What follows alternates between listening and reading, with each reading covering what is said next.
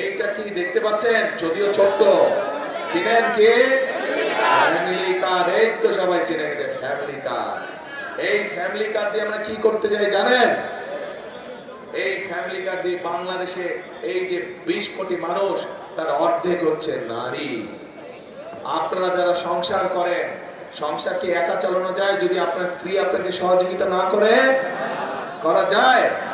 দুইজনের সহযোগিতায় সংসার সুন্দর হয়, তাই না? ঠিক একই ভাবে নারীদেরকেও যদি আমরা এই অর্ধেক জনসংখ্যাকে যদি আমরা পেছনে ফেলে রাখি, তাহলে তো দেশকে পুনর্গঠন করা যাবে না, দেশকে সামনে নেওয়া যাবে না যদি তাদেরকে সাথে না নেই। এই জন্য এই ফ্যামিলি কার্ডের মাধ্যমে আমরা দেশের প্রত্যেকটি পরিবারের যে নারী প্রধান আছে, সে মা হোক, গৃহিণী হোক, প্রত্যেক গৃহিণীর কাছে ফ্যামিলি কার্ড পৌঁছাতে চাই। এই ফ্যামিলি কার্ডের মাধ্যমে তাদের হাতে আমরা সহযোগিতা পৌঁছাতে চাই, যেন তারা সংসারটা সুন্দরভাবে চালাতে পারে, তাদের সন্তানদেরকে মানুষ করতে পারে। এই পরিকল্পনা ঠিক আছে? এই পরিকল্পনা সমর্থন করেন? কারা করেন ভাই দেখি তো? কারা কারা? আচ্ছা, ধন্যবাদ।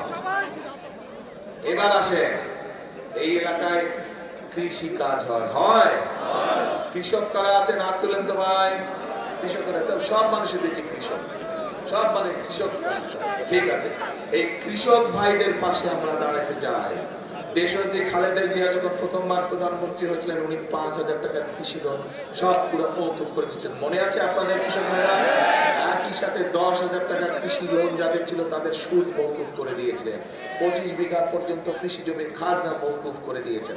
আমরা সেই কৃষক ভাইদের পাশে আবারও দাঁড়াতে চাই। যেভাবে শহীদ জিয়া খাল খনন করে কৃষকদের সেচের সুবিধা করে দিয়েছিলেন, যেভাবে খালেদা জিয়া কৃষি লোন মওকুফ করে দিয়েছেন, আগামী দিনের বিএনপি সরকার, আগামী দিনের ধানের শীষের সরকার কৃষক কার্ড দিতে চায় সব কৃষক ভাইদেরকে। কোথায় গেল পকেটের মধ্যে? এই যে কৃষক কার্ড দেখেছেন না? এর মধ্যে অনেকেই দেখেছেন। এরকম একটি কার্ড আমরা সরকারের পক্ষ থেকে দিব, সরকারের পক্ষ থেকে দিতে চাই এই কৃষক কার্ড। এই কৃষক কার্ডে দিলে তার মধ্যে সার, বীজ, কীটনাশক সুবিধা আমরা দিতে চাই, সরাসরি কৃষক ভাইদের হাতে পৌঁছে দিতে চাই। তার মাধ্যমে কৃষি লোনের ব্যবস্থা করে দিতে চাই সহজভাবে। তার মাধ্যমে কৃষক কার্ডের মাধ্যমে আমরা কৃষক ভাইদের কাছে বীমার ব্যবস্থা করতে যাই, যাতে যদি ফসলের ক্ষতি হয় তারা যাতে বীমা থেকে টাকা পেতে পারে।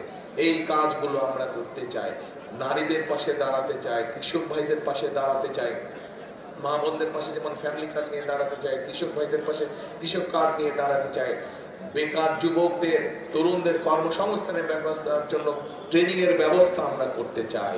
এই যে পরিকল্পনাগুলো বললাম, এই পরিকল্পনাগুলো কি ঠিক আছে? মানুষের কাজে লাগবে? মানুষের কাজে লাগবে?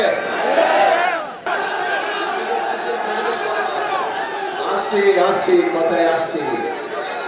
আচ্ছা, আসছি। অনেক সমস্যা। এই যে 15 বছর আমরা অনেক কথা শুনেছিলাম, তার মানে কি দাঁড়ালো? আপনাদের দাবি থেকে কিছু কাজ হয় না। এখন মেডিকেল কলেজে করতে হবে, যদি খালও কাটতে হয়, এখানে খাল আছে না অনেক, যেটা বন্ধ হয়ে গেছে কৃষকদের, সেই খাল কাটা কর্মসূচি আমরা নিতে চাই। খাল যদি আমরা কাটা শুরু করি, যেসব খাল বন্ধ হয়ে গেছে সেই সব খালকে যদি পুনর্খনন করি আমরা, মানুষের উপকার হবে, গ্রামের মানুষের। চলেন আমরা খালও কাটবো। কে কে কাটবেন খাল? ইনশাআল্লাহ আমরা সকলে মিলে খাল কাটা কর্মসূচি শুরু করবো।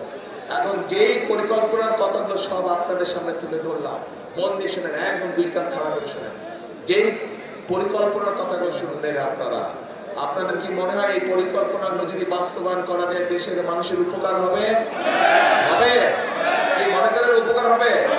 ঠিক আছে, তাহলে দেশের মানুষের যদি উপকার হয়, ইনশাআল্লাহ আমরা এই পরিকল্পনাগুলো ধীরে ধীরে পর্যায়ক্রমিক ভাবে বাস্তবায়ন করব।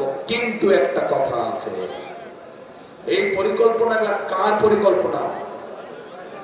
কার পরিকল্পনা? যেটা বললাম, কার পরিকল্পনা? এই পরিকল্পনাটা বিএনপির পরিকল্পনা, ধানের শীষের পরিকল্পনা। এক মিনিট দাঁড়াও।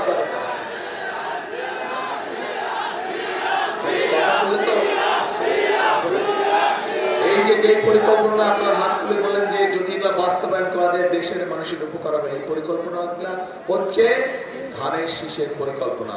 কিন্তু ধানের শীষের পরিকল্পনা তো তখনই বাস্তবায়ন করা যাবে যখন দেশের মানুষ, ব্রাহ্মণবাড়িয়া জেলার প্রত্যেকটি 6টি আসনের মানুষ যখন কি কাজটা করবে, ধানের শীষকে জয়যুক্ত করবে। একই সাথে ধানের শীষের সাথে যে দুই ভাই আছে খেজুর গাছ এবং মাতাল, তাদেরকেও জয়যুক্ত করবে। তাহলে এই কাজগুলো করা সম্ভব। আমরা কাজগুলো ইনশাআল্লাহ করব, আপনারা আমাদেরকে জিতালে। কিন্তু আপনাদেরকে আমরা করব 10টি কাজ, আপনাদের করতে হবে 1টি কাজ। কি কাজ? যেখানে সঠিক মার্কা, সেই সঠিক মার্কায় সিল মারতে হবে। পারবেন? কখন যাবেন ভোটের দিন ভোট কেন্দ্রে? ফজরের ওয়াক্তে। ফজরের নামাজ কোথায় আদায় করবেন? ভোট কেন্দ্রের সামনে ইনশাআল্লাহ। তাহলে কথা হলো একটাই, এখন মন দিয়ে শোনেন কি বলে। কথা হলো একটাই, করব কাজ, করব দেশ। সবার আগে দেশ। আবার বলি, করব কাজ, করব দেশ। সবার আগে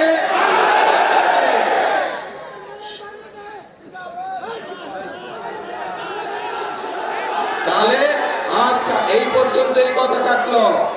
কিন্তু কাজ আমাদের সকলকে করতে হবে। আপনাদের প্রথম কাজ ধানের শীষ এবং মাতাল এবং খেজুর গাছকে জয়যুক্ত করে পারবেন ইনশাআল্লাহ। আল্লাহ হাফেজ। বাংলাদেশ জিন্দাবাদ। বাংলাদেশ জাতীয়তাবাদী দল জিন্দাবাদ। আল্লাহ হাফেজ। আল্লাহ হাফেজ।